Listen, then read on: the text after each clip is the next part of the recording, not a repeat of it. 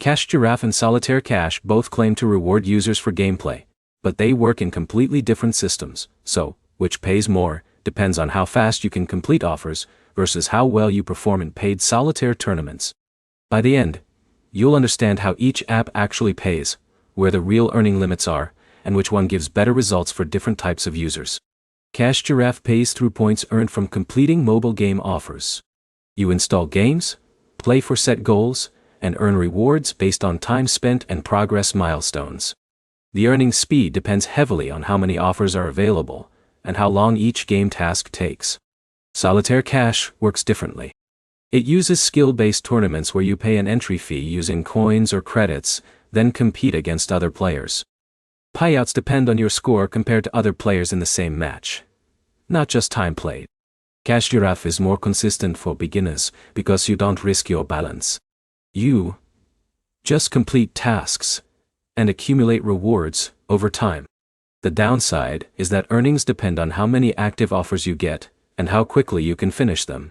Solitaire Cash can pay more per match if you win, but it also has higher risk because entry fees reduce your balance if you lose.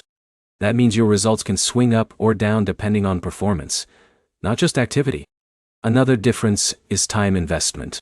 Giraffe requires longer play sessions on different games to reach payout goals.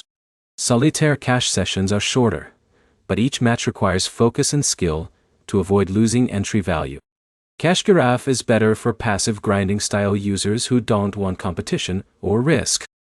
You can run games in the background and steadily build rewards without worrying about losing entries. Solitaire Cash is better for players who are confident in skill-based games and are willing to risk small amounts for the chance of higher returns per match. One important detail is withdrawal consistency.